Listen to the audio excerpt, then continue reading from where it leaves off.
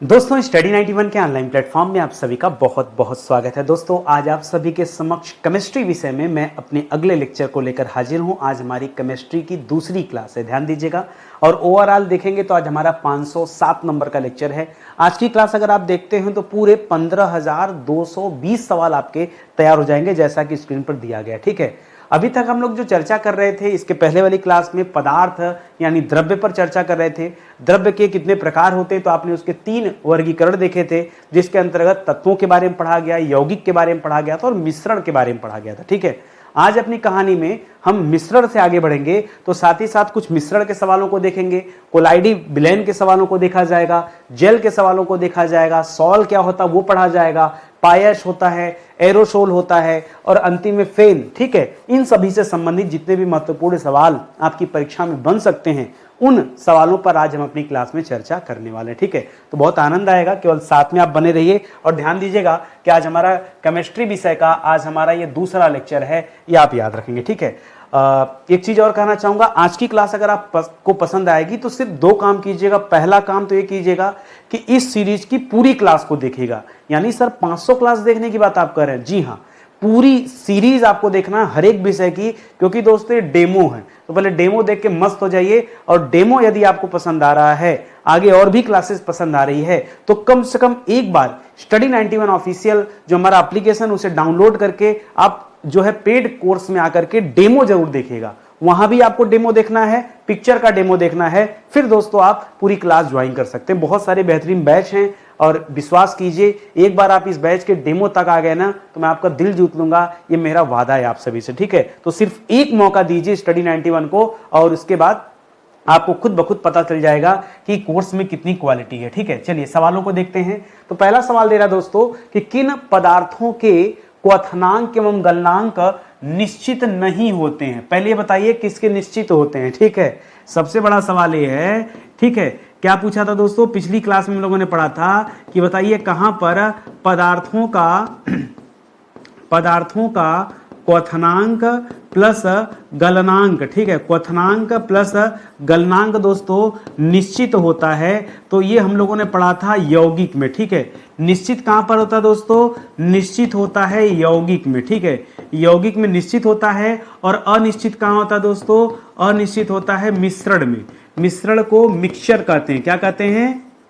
मिश्रण को मिक्सचर कहा जाता है। इसमें क्वथनांक गलनांक अनिश्चित होते हैं। दोनों सवाल आपके लिए इंपॉर्टेंट है। क्वथनांक गलनांक निश्चित कहां होते हैं? यौगिक में। अनिश्चित कहां होते हैं? ये आपके मिश्रण में अनिश्चित होते हैं। ठीक है, यौगिक में हमेशा याद रखेगा, यौगिक जो है ये शुद्धता का प्रतीक है। इसमें शुद्ध पदार्थ होते हैं और मिश्रण में हमेशा अशुद्ध पदार्थ पाए जाते हैं। ठीक है, मिश्रण में अशुद्धता भी होती है दोस्तों, ऐसे लिख लीजिए। ठीक है, मिश्रण में अशुद्धता भी विद्यमान रहती है, लेकिन यौगिक में शुद्धता होती है। इस पॉइंट को भी आप याद रखेंगे। ठीक है, चलिए, और एक चीज और, ये दोस्तों हमेशा नए तत्वों का निर्माण करते हैं। ठीक है, ये होते हैं दोस्तों, ये हमेशा नए तत्व बनाते हैं, जबकि इसमें गुणधर्म समान रहता है। ठीक है, यानी इसमें गुणधर्म नहीं बदलता है। मैंने आपसे कहा था ना, NaCl सोडियम क्लोराइड में हमने आपको सोडियम के बारे में बताया था कि सोडियम एक खतरनाक विस्फोटक के रूप में जाना जाता है। क्लोराइड जिसका मूल क्लोरीन है, वो दोस्तों भी विषाक्त पदार्थ है, लेकिन उससे बनने वाला नमक जो है उसके अंदर इस तरह के गुणधर्म नहीं होते, बिल्कुल नया होता है। ये आप याद रखेंगे। ठीक है, ना ही उसमें कोई विस्फोटक और ना ही विषाक्तता पाई जाती नमक के अंदर। ठीक है, लेकिन आप जब मिक्सचर में आएंगे तो मिक्सचर में गुणधर्म समान होते हैं। यानी चीनी और पानी को मिलाएंगे तो चीनी का जो गुणधर्म होगा यानी मीठापन, वो पानी में विद्यमान हो जाएगा और वो चीनी के घोल में आपको नजर भी आएगा। ठीक है, तो ये आपको ध्यान देने वाली बात है। ठीक है, चलिए, बहुत सारे सवाल है, अभी आपका कॉन्सेप्ट क्लियर होगा धीरे धीरे। मिश्रण कितने प्रकार के होते हैं, कभी भी ये सवाल आए तो बताइएगा। मिश्रण के 2 भेद होते हैं। कितने भेद होते हैं? मिश्रण के 2 भेद होते हैं। एक होता है समांगी मिश्रण। ठीक है, एक होता है समांगी मिश्रण और एक होता है विषमांगी मिश्रण। ठीक है, समांगी मिश्रण और विषमांगी मिश्रण क्या होता है दोनों में, अभी आगे बहुत सारे सवाल मिलेंगे। खैर, मैं आपको आसान भाषा में समझा दूं, समांगी मिश्रण में एक जैसे पदार्थ होते हैं, विषमांगी में अलग अलग होते हैं। नहीं, पदार्थ मत बोलिए, बल्कि ऐसे कहिए समांगी मिश्रण जो होता है उसमें मिक्सचर ऐसा हो जाता है कि आप उसे अलग नहीं कर पाएंगे, मतलब एकदम मिक्स हो जाएगा। जबकि बिस्मांगी में ऐसा नहीं होता, दोनों अलग अलग दिखते रहते हैं। जैसे कभी नमक को पानी में घोल दीजिए, तो जब घोल देंगे पूरा मिला देंगे तो आपको नमक के कण दिखाई नहीं देंगे, समांगी मिश्रण हो गया। बिस्मांगी मिश्रण में नमक की जगह बालू डाल दीजिए, ठीक है, बालू को पानी में घोलेंगे तो मिक्स नहीं होगा, भले उसके अंदर चला जाएगा लेकिन वो मिक्स नहीं होगा, ठीक है, तो आपको दिखेगा बालू का कण, वो दोस्तों बिस्मांगी मिश्रण हो जाएगा। समझ में आया ना मेरी बात? अब देखिए क्या कह रहा है दोस्तों, यहां समझिएगा, अगला सवाल दे रहा है, कह रहा एक समान अवयवों को किसी भी, एक समान मत कहिए, ठीक है, एक समान मत बोलिए, ठीक है, ये बोलना ठीक नहीं है, ठीक है, लिखिएगा अवयवों को किसी भी अनुपात में मिलाने से किस प्रकार का मिश्रण तैयार होता है, ठीक है। तो याद रखेगा, यहां फिलहाल मुझे सवाल थोड़ा अलग सा करना था, समांगी मिश्रण लिखेगा। समांगी मिश्रण की खासियत क्या है दोस्तों? पहली बात ध्यान दीजिएगा, अनुपात तो अनिश्चित हो सकता है, उसमें कोई दिक्कत नहीं, ठीक है, अनुपात अनिश्चित हो सकता है, क्योंकि निश्चित अनुपात यदि कर दिया जाएगा तो यौगिक हो जाएगा, यदि अनुपात निश्चित हो जाएगा तो यौगिक हो जाएगा, पिछली क्लास में मैंने समझाया था। यहां समांगी मिश्रण में क्या होता है, अनुपात अनिश्चित जरूर होता है, लेकिन मिक्सचर जो होता है दोस्तों, मिश्रण अलग, मिश्रण, ठीक है, मिश्रण पूरी तरह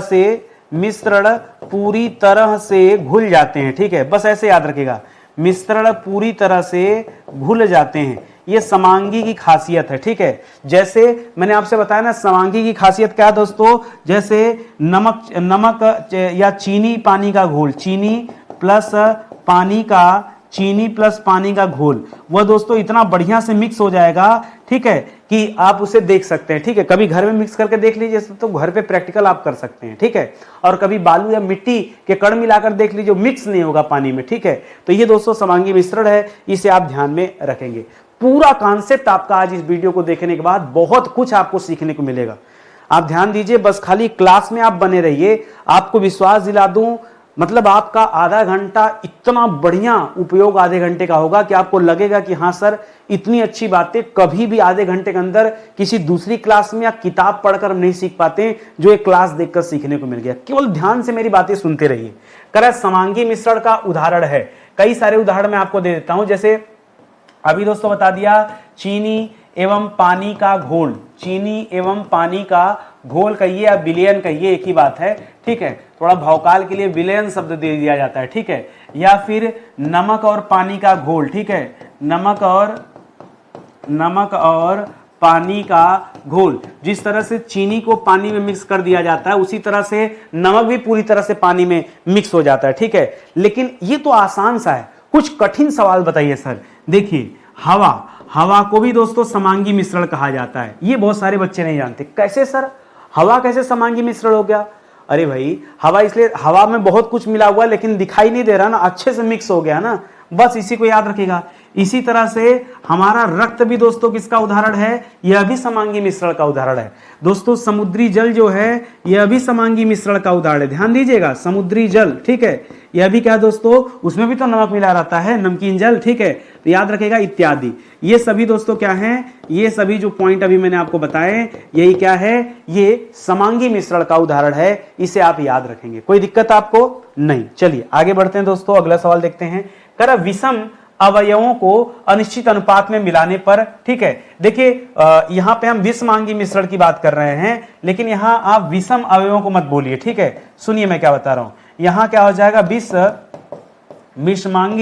विषमांगी मिश्रण, ठीक है। इसमें होता क्या है, देखिए पुरानी की तरह समांगी की तरह अनुपात यहां भी दोस्तों अनिश्चित हो सकता है, ठीक है, अनुपात वहां भी अनिश्चित था, अनुपात यहां भी अनिश्चित हो सकता है, लेकिन ध्यान देने वाली बात यह है कि इसमें जो होता है, जैसे यहां पे मैंने लिखा था ना, देखिए पीछे वाले में लिखा था कि मिश्रण पूरी तरह से घुल जाता है, यहां पे क्या हो जाएगा, मिश्रण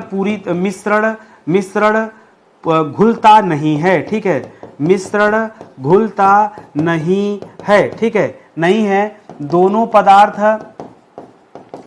पदार्थ अलग अलग दिखाई देते हैं, दोनों पदार्थ अलग अलग दिखाई देते हैं, ठीक है। ये दोस्तों पहचान होता है विषमांगी मिश्रण का, इसे दोस्तों आप याद रखेंगे, ठीक है। चलिए आगे बढ़िए, अगला सवाल इसी तरह से दे रहा है, जैसे आपने समांगी मिश्रण में 4-5 उदाहरण देखा, उसी तरह विषमांगी मिश्रण का उदाहरण क्या दोस्तों, तो इसके उदाहरण में भी नोट कर लीजिए। जैसे जल यानी पानी हो गया, ठीक है, जैसे वही ऊपर जो लिखे थे उसी तरह लिख लीजिए, पानी और रेत का मिश्रण, ठीक है, पानी और रेत को आपस में मिला देंगे तो कभी मिक्स नहीं होगा, ठीक है। या फिर पानी और तेल का मिश्रण, ठीक है, पानी और तेल का मिश्रण, यदि तेल को पानी के साथ मिला दिया जाए या पानी को तेल के साथ मिला दिया जाए तो ये दोनों कभी भी मिक्स नहीं होंगे, हमेशा आपको तेल अलग दिखेगा और पानी दोस्तों अलग दिखेगा, ये आप याद रखेंगे, ठीक है।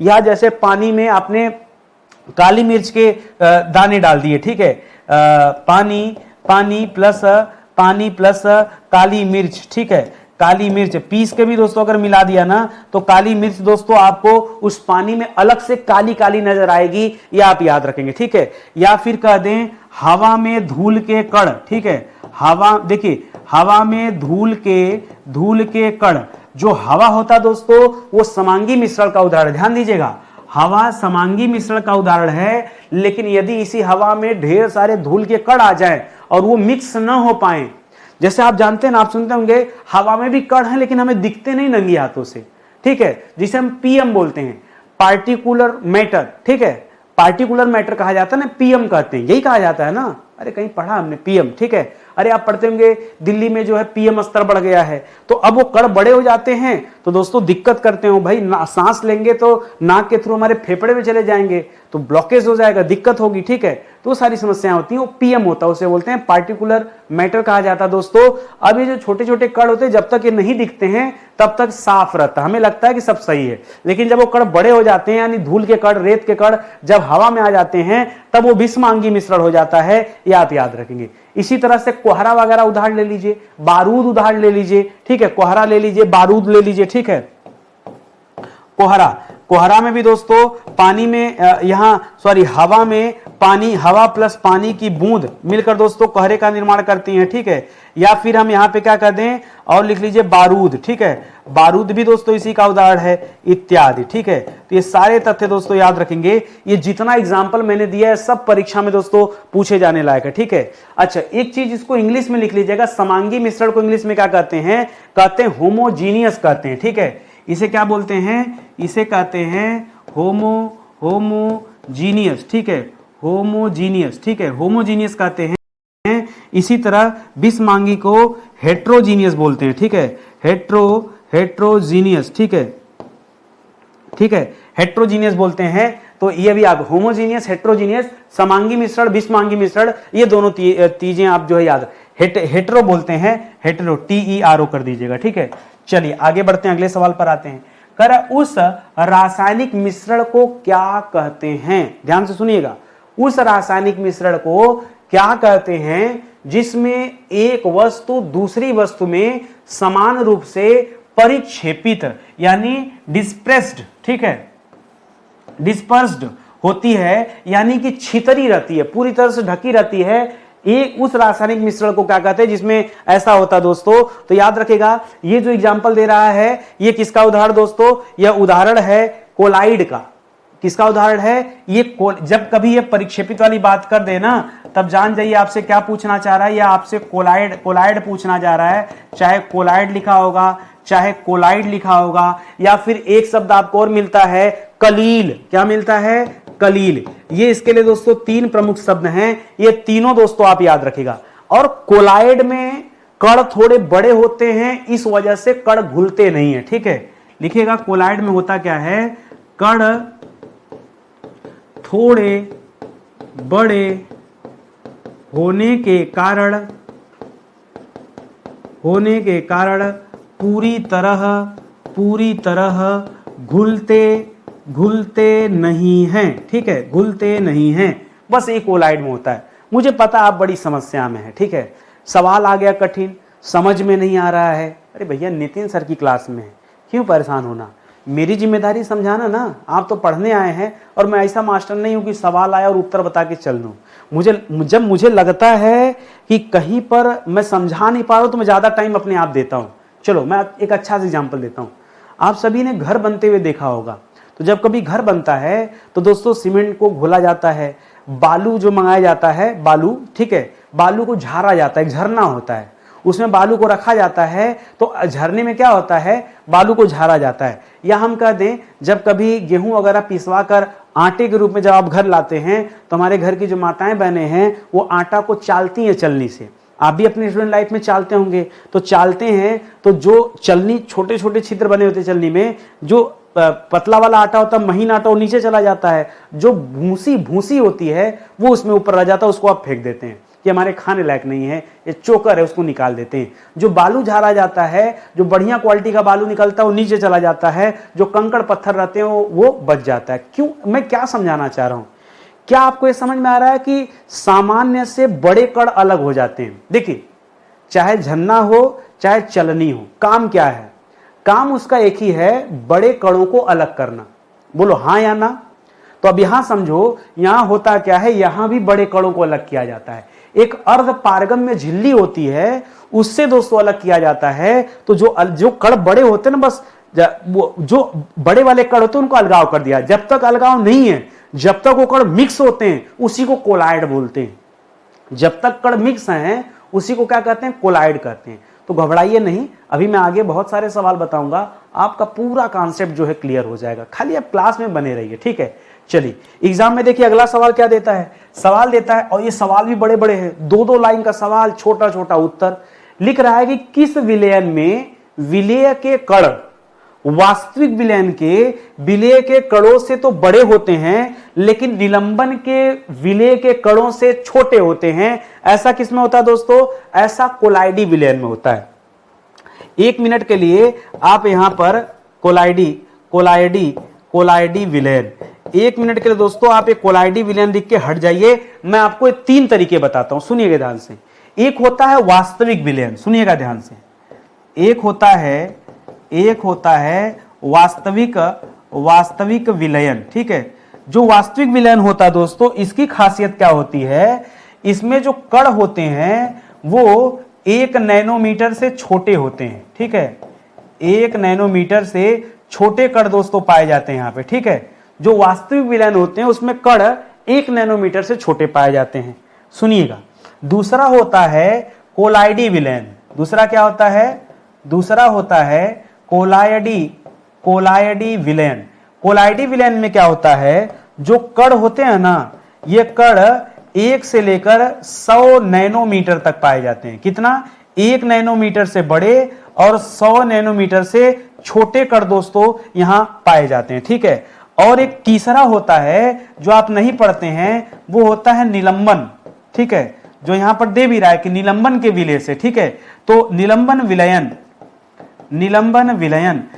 विलयन में क्या होता है, यहां जो कण होते हैं सबसे बड़े होते हैं। यह 100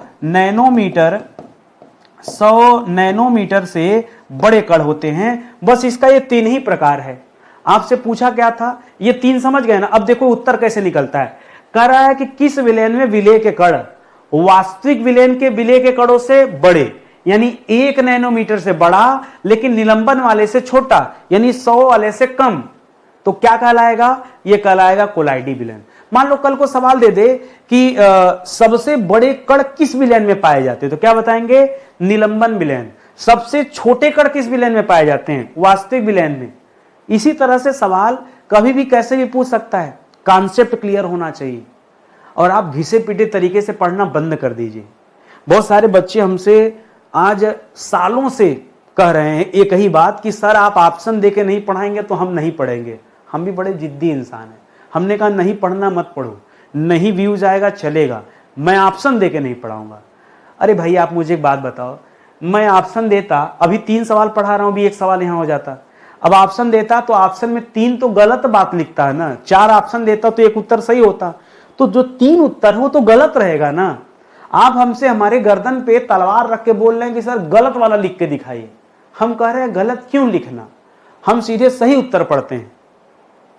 आपने हमसे पूछा भारत की राजधानी क्या है, मैं दिल्ली के बारे में बताऊं, मैं उसमें 4 ऑप्शन जोड़ूं, हैदराबाद, लखनऊ, कलकत्ता, बेंगलोर। क्या मतलब बोलने का बताइए, भारत की राजधानी तो है, क्या मतलब ये बोलने का। तो बात को समझिएगा। आइए आगे बढ़ते हैं, अगले सवाल पर चलते हैं। अगला सवाल दे रहा है कि कौन से विलयन बहुत अस्थायी होते हैं, ध्यान दीजिएगा, बहुत अस्थायी होते हैं और अति सूक्ष्मदर्शी द्वारा देखे जा सकते हैं। वो विलयन कौन से हैं जो बहुत अस्थायी भी होते हैं लेकिन उनको देखा जा सकता है? ये कोलाइडी विलयन की खासियत है।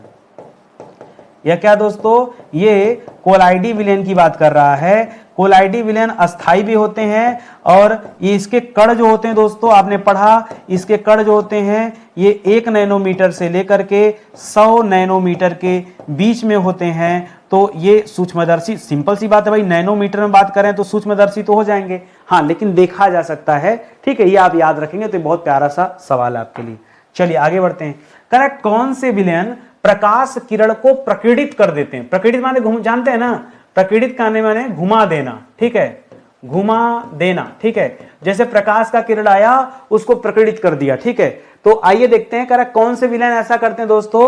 तो मतलब देखिए होता क्या, प्रकाश, जैसे प्रकाश कैसे फैलता है, तो हम कहते हैं वायुमंडल में प्रकाश फैलता कैसे है, तो हम कहते हैं जब प्रकाश आता है तो हवा में मौजूद जो छोटे छोटे कण हैं ये प्रकाश को प्रकीर्णित कर देते हैं, फैला देते हैं, ठीक है। घुमाकर फैला देना, घुमाकर फैला देना, इसी को क्या कहते हैं दोस्तों, इसी को प्रकाश का प्रकीर्णन बोलते हैं, ठीक है। तो वायुमंडल में प्रकाश, आप लिख भी लीजिए, बहुत अच्छा सवाल है फिजिक्स का, ठीक है। वायुमंडल में प्रकाश का फैलना, ठीक है, फैलना, यह किसके कारण दोस्तों संभव हो पाता है? यह प्रकीर्णन के कारण संभव हो पाता है। प्रकीर्णन में जो छोटे छोटे कण होते हैं वही ये काम करते हैं। कोलाइडी विलयन के भी जो कण होते हैं वो भी यही काम करते हैं, वो भी प्रकाश को प्रकीर्णित कर देते हैं और इसी को टिंडल प्रभाव बोलते हैं, ठीक है। तो याद रखेगा, यहां आपका जवाब क्या हो जाएगा, यहां भी आपका जवाब कोलाइडी हो जाएगा। कोलाइडी विलयन कर लीजिए, कोलाइडी या कोलाइड या कोलाइडी विलयन, कौन से विलयन, ठीक है, कोलाइडी विलयन, ठीक है। कौन से कोलाइड लिखता तो हम भी कोलाइड लिखते हैं, ठीक है। ये और इसका यह कार्य करना ही क्या कहलाता है दोस्तों, इसी को हम टिंडल प्रभाव कहते हैं। क्या कहते हैं? जो प्रकाश प्रकीर्णित हो जाता है, ठीक है, ये प्रकीर्णित होने को ही क्या कहा जाता है? टिंडल प्रभाव कहा जाता है। परीक्षा में कभी आए तो बताइएगा, टिंडल प्रभाव, ठीक है। आगे देखिए, किसी अंधेरे कमरे में जब प्रकाश की किरणें आती है, आप एक काम करो, कमरा बंद कर लो, लाइट वाइट बंद कर लो, ठीक है, और कोई छोटा सा सुराग हो ना, वहां से एक तार जलाओ, तो जब वहां से प्रकाश अंदर आएगा ना तो आपको अंधेरे कमरे में धूल के छोटे छोटे कण दिखेंगे। जब तक लाइट बत्ती थी, जैसे हमारे इस कैमरे के बीच में बहुत सारे छोटे छोटे कण हैं, लेकिन जब तक लाइट थी, प्रकाश था, हमें वो दिखता नहीं था। अभी अंधेरा करके एक सूक्ष्म छेद से दोस्तों प्रकाश भेजा जाए तब वो दिखाई देगा। तो किसी अंधेरे कमरे में जब प्रकाश की किरणें आती है तो किस प्रभाव के कारण हमें धूल के कण चमकते हुए दिखाई देते हैं? हमें धूल के कण चमकते हुए दिखाई देते हैं, ये टिंडल प्रभाव के कारण होता है। कैसे होता है दोस्तों?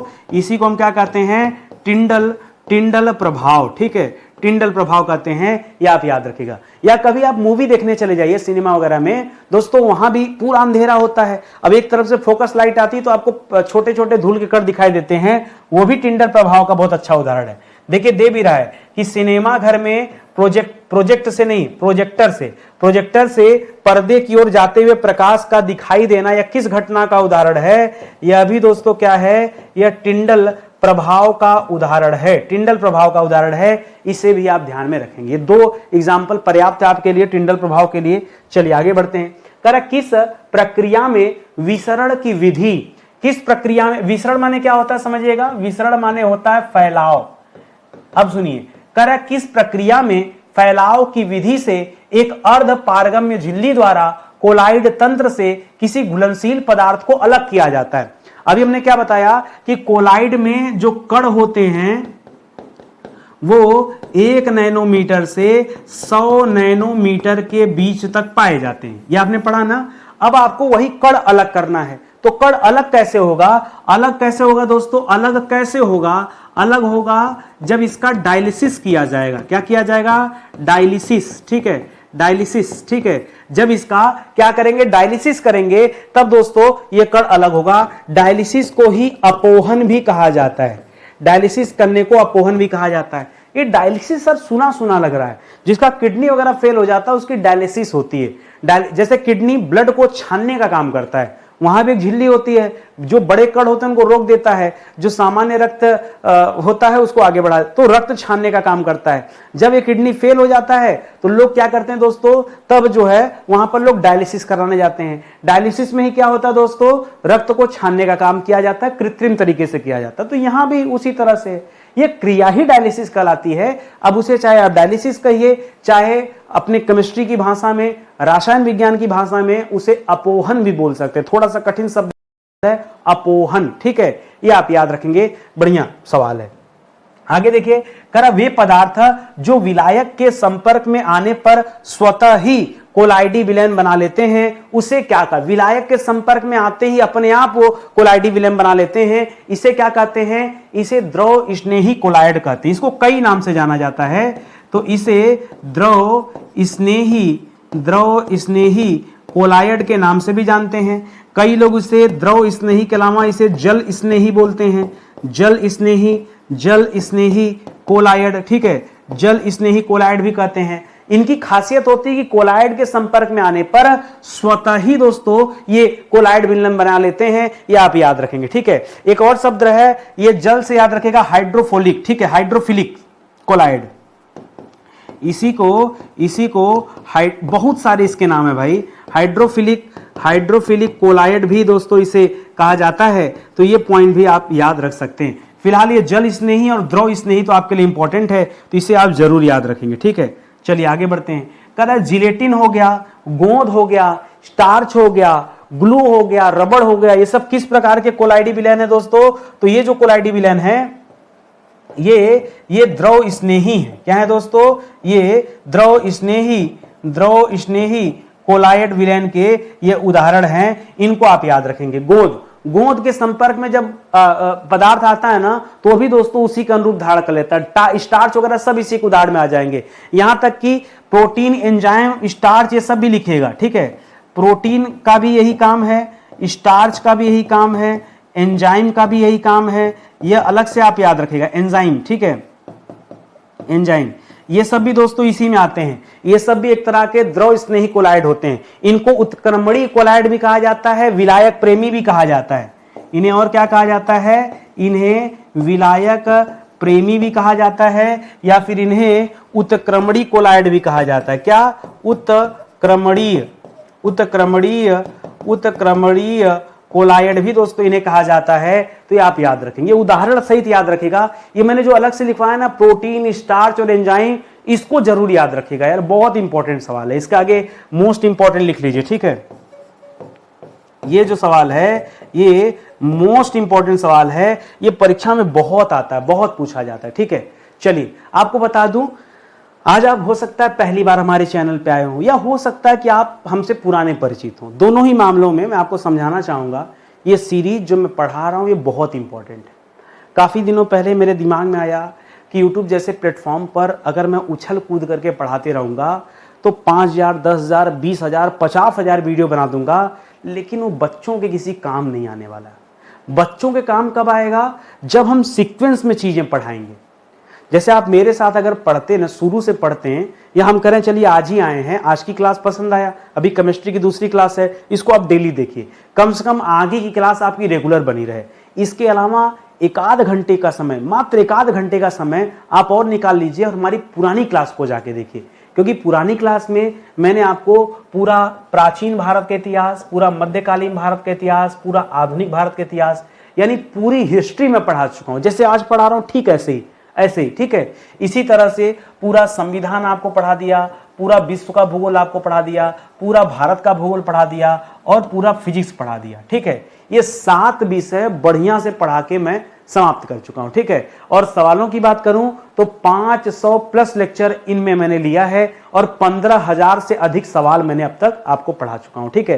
तो आप आइए, सवाल कैसे मिलेंगे दोस्तों? स्टडी 91 हमारा यूट्यूब चैनल है, आप आ जाइए, कम से कम चैनल को सब्सक्राइब जरूर करिए। सब्सक्राइब करेंगे तो पता चलेगा कि नितिन सर का वीडियो कब आ रहा है। नहीं करेंगे सब्सक्राइब तो कोई बात नहीं, तो पता नहीं चलेगा, खुद से आपको आके देखना पड़ेगा प्लेलिस्ट में, ठीक है। चलिए आगे बढ़ते हैं, सीधे अपने अगले सवाल पर आते हैं। अगला सवाल दे रहा दोस्तों कि वे पदार्थ जो विलायक के संपर्क में आने पर कोलाइड विलयन नहीं बनाते हैं, ठीक है। पीछे वाले में देखिए स्वतः बना ले रहे थे, यहां नहीं बना रहे थे। जब स्वतः बना रहे थे तब वो द्रव स्नेही कहलाते थे। सुनिएगा ध्यान से, जब स्वतः कोलायड बनाते थे दोस्तों, तब उसे हम क्या कहते थे, तब हम उसे द्रव स्नेही कहते थे। क्या कहते थे, द्रव स्नेही कहते थे। अब जब नहीं बनाते हैं तब इसे हम द्रव विरोधी कहते हैं। क्या कहते हैं, तब हम इसे क्या कहते हैं, द्रव विरोधी कोलायड। ठीक है, द्रव विरोधी कोलायड। ठीक है, यह आप याद रखेंगे। द्रव स्नेही और द्रव विरोधी, ये दो तरह के दोस्तों कोलायड होते हैं, इसको आप ध्यान में रखेंगे। ठीक है, एक चीज और याद रखिएगा, वहां पर हमने पीछे जल स्नेही भी बताया था, तो स्नेह की जगह विरोध कर लीजिए, द्रव विरोधी कहिए चाहे जल विरोधी कहिए। ठीक है, जल विरोधी कोलायड। ठीक है, जल विरोधी कोलायड भी इसी को कहा जाता है, यह आप याद रखेंगे। ठीक है, चलिए आगे बढ़ते हैं। करा द्रव विरोधी कोलायड का उदाहरण है। पहले मुझे आप पीछे से याद करके बताइए कि मैंने आपको द्रव स्नेही में क्या बताया था। सर आपने द्रव स्नेही में ग्लू बताया था। ग्लू हम किसे कहते हैं, गोंद को कहते हैं। आपने सर जिलेटिन को बताया था, आपने सर स्टार्च को बताया था, आपने सर प्रोटीन को बताया था, आपने सर एंजाइम को बताया था। ठीक है, इत्यादि। ठीक है, ये सब दोस्तों आपको याद रखना है। ये जो होते हैं दोस्तों, ये द्रव स्नेही होते हैं, स्वतः कोलाइड बनाते हैं। आपसे पूछा जा रहा है जो द्रव स्नेही नहीं है, यानी जो द्रव विरोधी हैं, ऐसे कोलाइडों का दोस्तों उदाहरण आपको देना है, तो धातुएं और उनके अघुलनशील अवयव लिखिएगा एक एक करके। धातुएं एवं उनके अघुलनशील अवयव जैसे जरूर लिखिएगा, जैसे सोना, जैसे चांदी। ठीक है, जैसे सोना चांदी। ठीक है, एक तो दोस्तों आप इसको लिख लिए उदाहरण में। दूसरा उदाहरण लिख लीजिएगा, सल्फर के कोलाइड वगैरह जो होते हैं उनको भी आप उदाहरण में ले सकते हैं। ठीक है, लिख लीजिएगा सल्फर के कोलाइड। ठीक है, सल्फर के कोलाइड आदि, ये सब जो होते हैं दोस्तों, ये अघुलनशील होते हैं, द्रव विरोधी कोलाइड कहे जाते हैं, ये आप याद रखेंगे। ठीक है, चलिए आगे बढ़ते हैं। करा किस प्रकार के सॉल के कण, बच्चा परेशान, सर पहले बताइए सॉल क्या होता है। उसको सवाल आगे पढ़ना ही नहीं है, जब तक आप ये नहीं बताएंगे सॉल क्या होता है हम आगे नहीं पढ़ेंगे। अरे भाई सॉल कुछ नहीं होता है, सॉल कोलाइड विलयन को ही कहा जाता है। तो इससे अच्छा सा कोलाइड विलयन लिख दिए होते। अरे भाई थोड़ा तो अंतर करिए, कुछ नई नई चीजें भी सीखिए। बार बार तो कोलाइड विलयन लिखते आ रहा हूँ, परीक्षा में कोलाइड विलयन की जगह सॉल लिख दिया तो आप तो हमें ही दोषी ठहराओगे। सर अभी लिख दीजिए पहले। ठीक है, तो सॉल का मतलब क्या है, सॉल कुछ और नहीं है, सॉल जो है दोस्तों ये कोलाइड विलयन को ही सॉल कहा जाता है, याद रखिएगा। कह रहा है किस प्रकार के कोलाइड विलयन, अब सही है, कोलाइड विलयन बिना रुके तीव्रता से गति करते हैं। ठीक है, अच्छा पीछे मैंने बताया था दोस्तों कि जो द्रव स्नेही होता है वो अस्थाई होता है, जो द्रव स्नेही होता है यह अस्थाई होता है। ठीक है, यह अस्थाई होता है, लेकिन ये तीव्रता से गमन करने घूमने वाले ये क्या होते हैं, ये द्रव विरोधी जो कोलाइड होता है ये तीव्रता से घूमता है। ठीक है, ये क्या करता है दोस्तों, ये तीव्रता से घूमता है, ये आप याद रखेंगे। ठीक है, इसे अनुत्क्रमणीय कोलाइड भी, इसे उसको उत्क्रमणीय बोल रहे थे ना, इसको अनुत्क्रमणीय कहा जाता है। लिख लीजिएगा, इसी को क्या कहते हैं, इसी को क्रमणीय कोलायड भी दोस्तों कहा जाता है, ये आप याद रखेंगे। ठीक है, अच्छा ये जो तेज गति से घूमता है, ये घूमने को क्या कहा जाता है दोस्तों, चलिए यहां पे लिख लेते हैं। ठीक है, तेज गति से घूमने, तेज गति से घूमना, तो ये घूमने को क्या कहा जाता है, कहा जाता है ये ब्राउनी गति से घूम रहा है। ठीक है, इसे ब्राउनी मोशन कहा जाता है। क्या कहा जाता है, ब्राउनी मोशन। कोलाइड के अवयवों का तेज गति से घूमना क्या कहलाता है, ब्राउनी मोशन कहलाता है, ब्राउनी गति कहलाता है। और ये किस प्रकार के कोलाइड में होता है, तो यह द्रव विरोधी कोलाइड की खासियत होती है, इसे दोस्तों आप याद रखेंगे।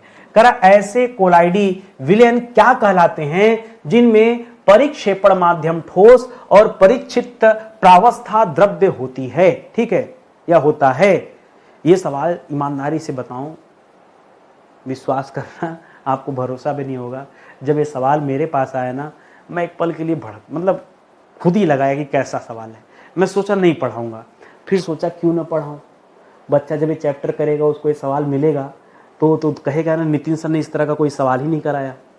तो मैंने इसको रट लिया, एक सवाल रटा, आगे दूसरा सवाल आया, दूसरा भी रटा, तीसरा सवाल आया, तीसरा भी रटा। अंदर से आत्मा कह रही थी कि नितिन ना रटो मत यार, क्लास में जाओगे तो बच्चे को कैसे समझाओगे। मेरे लिए मुसीबतें थी कि मैं क्या है ना, मैं आपको ओवरऑल जीएस पे मेहनत करता हूँ जैसे आप पढ़ते हैं, लेकिन जो मेरी मतलब प्रबल इच्छा होती है, वो प्रबल इच्छा में हिस्ट्री हो गया, हिंदी हो गया, ज्योग्राफी, पॉलिटी, वहाँ मैं मन से पूरा काम करता हूँ। साइंस में बड़ा मेहनत करना पड़ता है भाई, सिंपल सी बात है, कम पढ़ाता हूँ तो मेहनत ज़्यादा करना पड़ेगा। तो 2-3 क्वेश्चन तो रट लिया। जब चौथा, पाँचवा, छठवां ऐसे ही क्वेश्चन मिलने लगा तो हमने कहा अब रटने से काम नहीं चलेगा, इसका सोल्यूशन ढूंढना पड़ेगा। विश्वास कीजिए, क्लास 9th की किताब मैंने ढूंढते 9th की किताब में, एनसीईआरटी में मुझे इसका जवाब मिला। मुझे ये नहीं समझ में आ रहा था ये परिक्षेपण जो शब्द लिखा है ये क्या है, और ये जो परिचित अवस्था लिखा है ये क्या है। लिखा था हर जगह, लेकिन इतना कठिन लिखा था ना, मुझे संतुष्टि नहीं हुई। मैंने फिर एक गाइड ढूंढा, ठीक है, उस गाइड में भी पढ़ा, फिर नहीं मज़ा आया, क्योंकि 9th-10th में गाइडें खूब चलती हैं, उनको देखा। फिर हमने कहा काम करते हैं, कहीं और से पूछते हैं, ठीक है। चैट जीपीटी पे आया, ठीक है, एआई का सहारा लेते हैं। एआई से पूछा, उसने भी नहीं बताया। जो कुछ बताया ना, उसको समराइज करके मैंने कुछ तैयार किया। सुनिए, मैं कहता हूँ ना कि आप भी नहीं जानते हो। मैं एक छोटा सा उदाहरण देता हूँ, खाली मेरा उदाहरण आप बता दो। हम लोग करते क्या है ना, हम लोग चीनी पानी का घोल लेते हैं, ठीक है। हम लोग क्या लेते हैं, हम लोग चीनी एवं पानी का घोल लेते हैं, ठीक है। पानी का घोल लेते हैं, ठीक है। ये आप एक एग्जाम्पल ले लीजिए, ठीक है। ये एक छोटा सा एग्जाम्पल लीजिए, यहीं से आपका कॉन्सेप्ट 6-7 सवाल खत्म हो जाएंगे यहीं से। अब मुझे केवल ये बताइए दोस्त, इसमें मूल्य क्या है? पानी में चीनी मिलाते हो कि चीनी में पानी मिला? ईमानदारी से बताना, बहसना मत। अभी मत कहना कि चाकू चाहे तरबूजे पे गिरे, चाहे तरबूज चाकू पे गिरे, कटना तरबूज, कहानी नहीं। आप अपने आप से कहा जाए चीनी पानी का घोल लेने के लिए, तो आप क्या करेंगे? मैं तो होता तो गिलास में पानी भरता, ये चम्मच से चीनी उठाता डाल देता, 1 चम्मच 2 चम्मच जितनी आवश्यकता है घोल देता, यही करता मैं। तो मैं कह सकता हूं कि चीनी पानी के घोल में मुख्य कौन होता है? पानी। और गौण कौन होता है? चीनी। नमक चीनी के घोल में मुख्य कौन होता है? पानी, जल, और गौण कौन होता है? नमक। यहीं से आपका उत्तर निकलने लगेगा, ठीक है। अब यहां समझिएगा, यहां पे मैंने 2 चीज समझाया, एक समझाया मुख्य और दूसरा समझाया गौण। ये मैं आपको अपनी भाषा में समझा रहा हूं, आप चाहे जितना ढूंढ लेना, आपको इस तरह से कभी कोई नहीं समझाएगा, ठीक है। अब देखो, जो मुख्य है, आपने कहा इसमें जल मुख्य है और चीनी जो है दोस्तों वो गौण है, ठीक है, चीनी मिलाई गई है। बस अब यहीं से दोस्तों आपका उत्तर निकलने वाला है। जो मुख्य होता है उसके लिए परिक्षेपण शब्द यूज करिए, जो गौण होता है उसके लिए परिक्षिप्त शब्द यूज करिए, ठीक है। परिक्षिप्त आपको समझ में आ जाएगा, ठीक है। अब समझिएगा मेरी बात को। अब देखिए सवाल क्या कह रहा है, तो आपको ऑटोमेटिक जो है समझ में, इतनी बात समझ में आ गया ना। ये परिक्षेपण और परिक्षिप्त नौटंकी इन्हीं दोनों से थी, इससे अच्छा ऐसे दे दिया होता। खैर कोई बात नहीं। अब यहां देखो क्या कह रहा है, आपको अपने आप उत्तर समझ में आएगा। करा ऐसे कोलाइडी विलयन क्या कहलाते हैं? जिनमें परिक्षेपण माध्यम ठोस हो। हई जो जल मुख्य लिए हो ना, वो ठोस होना चाहिए। वो क्या होना चाहिए? ठोस। और परिक्षिप्त अवस्था यानी जो गौण वाला होना चाहिए वो द्रव होना चाहिए। तो ऐसे चीज को पता क्या कहते हैं? पहले उसको लिख लो, फिर अभी एक्सप्लेन करता हूं। इसको दोस्तों कहा जाता है जैल। क्या कहा जाता है? जैल कहिए, जेल कहिए, जैली कहिए, ठीक है। जैल, जेल, जैली, कुछ भी कहिए, ये हो जाता है दोस्तों जैल, जेल, जैली, ठीक है। ये होता है। अभी मैं आपको एग्जांपल देता हूं और इसको तोड़ करके दिखाता हूं कि क्या ये सत्य है। देखिए मैं आपके सामने 2-3 उदाहरण देता हूं। यहां सवाल दे रहा ना कि जैल का उदाहरण दीजिए। अब जैल के उदाहरण में एक बात कंफर्म है कि परिक्षेपण माध्यम ठोस होगा, परिक्षिप्त अवस्था द्रव होगी। अभी आपको साबित करके दिखाता हूं, ठीक है। एग्जाम्पल के लिए आप यहां नोट कर लो, जैसे इसके एग्जाम्पल में क्या आ जाता है? इसके एग्जाम्पल में मक्खन आ जाता है, पनीर आ जाता है, ठीक है। मक्खन, पनीर, ठीक है। और क्या आ सकता है भाई? सोचो जरा, दिमाग पे जोर डालो। मक्खन आ सकता है, पनीर आ सकता है। ये जैम, जेली लिख लो। जैम, जेली जो फल वगैरह से बनते हैं, जैम, जेली, ठीक है। जैम, जेली आदि, ठीक है। आइए इसमें से एक दो एग्जाम्पल लेकर के हम आपको तोड़ कर दिखाते हैं कि कितना सही कितना गलत है, ठीक है। आप एक काम कर लो ना, आप जैम को ले लो। हम एक उदाहरण यहां पे ले लेते हैं, हम एक उदाहरण जैम का ले लेते हैं, जैम, ठीक है। जैम, जैम होता क्या दोस्तों, ये फल का बनता है, ठीक है। फल का बनता है, फल के गूदे का बनता है। एक तरह से देखा जाए तो फल के गूदे द्वारा निर्मित किया जाता है, और गूदा एक तरह से ठोस को रिप्रेजेंट कर रहा है। बताइए, अब यहां समझिएगा, जो गूदा है दोस्तों, जो फल का गूदा है, फल का जो गूदा है, ये एक तरह से ठोस को रिप्रेजेंट कर रहा है, ठीक है। और ठोस को आप क्या कहते हैं, इसे कहते हैं परिक्षेपण। क्या कहते हैं, ठोस के लिए परिक्षेपण शब्द यूज होता है। और परिक्षिप्त अवस्था में उस गूदे में थोड़ा पानी मिलाया जाता है, ठीक है। उस गूदे में क्या होता है, पानी मिलाया जाता है, और पानी एक तरह का दोस्तों द्रव होता है। और पानी दोस्तों यहाँ क्या है, परिक्षिप्त अवस्था में, ठीक है। हो गया आपका, हो गया काम, बस यही तो सीखना था। अब आपको आप 4-5 एग्जाम्पल अभी आगे और देता हूं, मतलब इस चैप्टर के साथ खेलना सीख जाएंगे आप। घबराना नहीं है, मेरे साथ बने रहना सिर्फ क्लास में, ठीक है। चलो आ जाओ, और उदाहरण लो, और गजब गजब का देता हूं। करा ऐसे कोलाइडी विलयन क्या कहलाते हैं, जिनमें परिक्षेपण माध्यम द्रव हो और परिक्षिप्त अवस्था ठोस हो जाए। यानी कोलाइडी विलयन का ठीक उल्टा, इसमें ठोस द्रव था, इसमें द्रव और ठोस है। तो दोस्तों इसे क्या कहा जाता है, इसे कहा जाता है सॉल। क्या कहते हैं इसे कहते हैं सॉल, ठीक है। तो सॉल भी दोस्तों एक तरह का कोलाइड होता है, लेकिन थोड़ा सा ध्यान देना है, ये कोलाइड में परिक्षेपण अवस्था द्रव होती है, परिक्षिप्त अवस्था ठोस होता है। जब तक एग्जाम्पल नहीं देंगे मजा नहीं आएगा। आओ एग्जाम्पल लेते हैं, एक सिंगल एग्जाम्पल लेते हैं स्याही का, ठीक है। बचपन में दवात देखा ना, स्याही, इंक पॉट, दवात में हम लोग स्याही भरते थे, या होली के समय में हम लोग रंग को घोलते हैं। तो रंग को घोलने में क्या करते हैं, बहुत ध्यान से सोच, मुझे बेवकूफ ना बनाना, ध्यान से सोच समझ के बताना। रंग को घोलने में क्या करते हैं, पहले पानी लेते हैं और पानी में रंग मिलाते हैं और घोल देते हैं, यही करते हैं ना। तो दोस्तों स्याही में क्या हो जाता है दोस्तों, जो मुख्य होता है, अच्छा यहां भी दोस्तों ये मुख्य है और ये गौड़ है, ठीक है। ये आप जरूर याद रखिएगा, ये हमारा अपना फार्मूला है, ठीक है।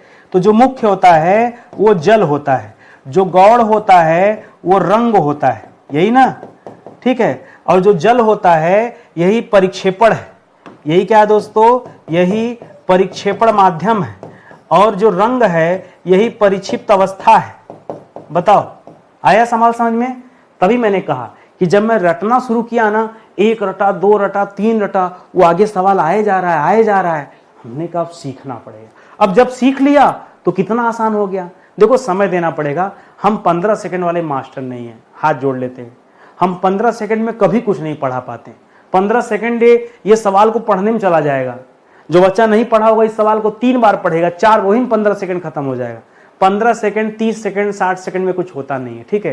ये क्षणिक विद्या मत ग्रहण कीजिए। जो पढ़ते हैं ढंग से पढ़िए, बढ़िया से पढ़िए, क्षणिक विद्या नहीं सीखिए, ठीक है। आइए कर स्याही, रक्त यानी ब्लड, ये सब किस प्रकार के कोलाइडी विलयन हैं। तो अभी स्याही और क्या बताया दोस्तों, ये सॉल कहा जाता है। कोलाइड में तो कोलाइड है, लेकिन किस प्रकार का कोलाइड है, ये सॉल कहा जाता है। ध्यान दीजिएगा, ये दोनों को हम क्या कहते हैं, ये हैं कोलाइड। ये क्या दोस्तों है, कोलाइड। लेकिन कोलाइड में इसे हम क्या कहते हैं, इसे हम सॉल कहते हैं, या फिर कहीं कहीं इसे द्रव स्नेही भी कहा जाता है, ठीक है। द्रव स्नेही भी कहा जाता है, तो ये भी आप याद रख सकते हैं। कर ऐसे कोलाइडी विलयन को विलयन क्या कहलाते हैं, जिनमें परिक्षेपण माध्यम और परिक्षिप्त अवस्था दोनों द्रव हो जाती है। अब बताओ, कर दोनों द्रव हो गया, उसे क्या कहेंगे। अभी तक क्या हो रहा था, ठीक है, मुख्य ठोस था और गौड़ दोस्तों द्रव था, जो आपने शुरू में पढ़ा था, ठीक है। ये वाला देखिए, ये वाला मुख्य वाला ठोस था, ये वाला गौड़ था, तब उसे आपने जेल कहा था, ठीक है। तब आपने उसे क्या कहा था दोस्तों, तब आपने कहा था ये क्या है, ये जेल है, ठीक है, ये जेल है, ये आपने पढ़ा था। फिर आपने क्या पढ़ा दोस्तों, फिर आपने पढ़ा कि मुख्य वाला क्या हो गया, द्रव हो गया, उल्टा हो गया था, और गौड़ वाला क्या हो गया, ठोस हो गया, तब दोस्तों आपने क्या कहा, तब आपने कहा यह सॉल है। क्या है, सॉल है। अब दोस्तों क्या कह रहा है, अब ध्यान सुनिए, अब कह रहा है कि मुख्य और गौड़, ठीक है, ये दोनों क्या है, ये दोनों ही द्रव है, तब क्या कहलाएगा। ये ये पहला कंडीशन था, ये दूसरा कंडीशन था, ये तीसरा कंडीशन है। जब ऐसा होगा तब इसे पायस कहा जाता है। क्या कहा जाता है, पायस। पायस को इमल्सन कहा जाता है। पायस को क्या कहते हैं, इसको इंग्लिश में इमल्सन कहा जाता है, ये आप याद रखेंगे, ठीक है, इसे पायस कहते हैं, ठीक है।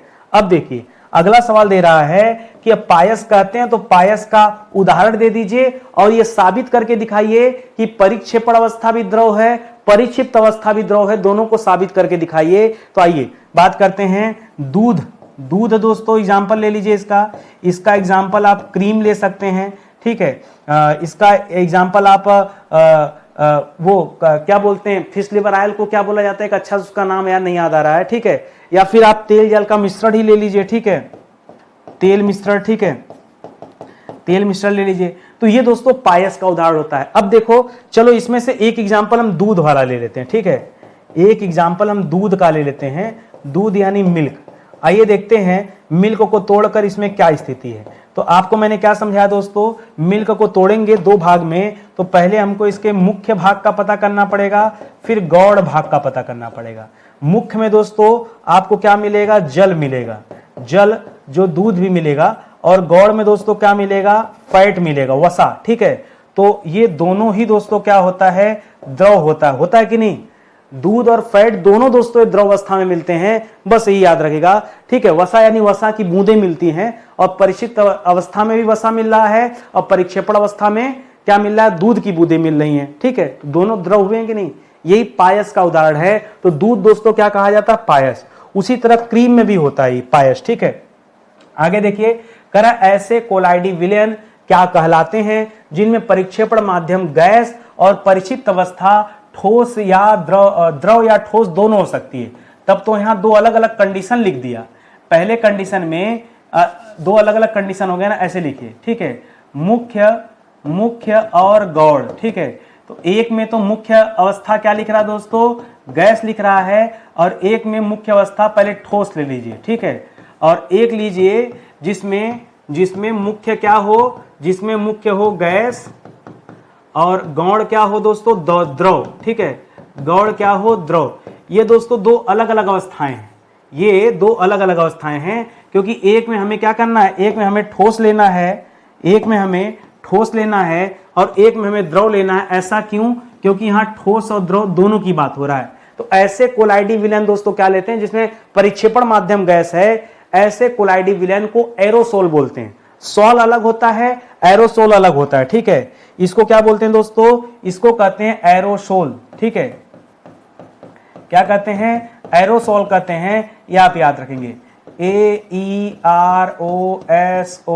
ठीक है। इसे क्या कहते हैं, एरोसोल कहते हैं। ये दोनों ही स्थिति में दोस्तों ऐसा होता है, चाहे परिचित अवस्था द्रव हो, चाहे परिचित अवस्था ठोस हो, दोनों में ही दोस्तों ये होता है। एग्जाम्पल क्या है, एग्जाम्पल ले लीजिए, जैसे कोहरा हो गया, बादल हो गया, धुंध हो गया, ये सब एरोसोल का उदाहरण है। जैसे में क्या हो गया दोस्तों, जैसे में कोहरा हो गया, जैसे में बादल हो गया, जैसे में धुंध हो गया, ठीक है, धुंध हो गया, ये सब दोस्तों किसके उदाहरण है, ये सब एरोसोल के उदाहरण हैं, ठीक है। आप याद रखेंगे, कोहरा को कुहासा भी कहते हैं। आइए एक एग्जाम्पल ले लेते हैं, यहां पर हम कोहरा या कुहासा ही ले लेते हैं, ठीक है, कोहरा या कुहासा ले लेते हैं। आइए देखते हैं इसमें मुख्य क्या है। तो मुख्य दोस्तों इसमें गैस होता है, और इसमें गौण क्या होता है दोस्तों, गौण में याद रखेंगे जल की बूंदें, ठीक है। गौण में क्या आ जाता है दोस्तों, जल की बूंदें, जल की बूंदें, ठीक है। और जल की बूंदें दोस्तों द्रव का काम करती हैं, तो ये मिलाकर दोस्तों क्या कहलाएगा, इसी को एरोसोल कहा जाता है। क्या कहा जाता है, इसी को एरोसोल कहा जाता है। ये आप याद रखेंगे, मैंने तोड़कर आपको विभाजित करके दिखा दिया, ये आप याद रखेंगे। वायु में जब जल की बूंदें मिलती हैं तब उससे कोहरा या कुहासा बनता है। बादल में क्या होता है दोस्तों, बादल में भी जल की बूंदें होती हैं, मात्रा अलग अलग हो जाती है, ठीक है, ये भी आप याद रखेंगे। चलिए अगला सवाल देखते हैं। अगला सवाल दे रहा है कि किस एरोसोल में जल के कण वायु में परिक्षिप्त होते हैं। परिक्षिप्त मतलब, परिक्षिप्त माने होता है गौड़, ठीक है।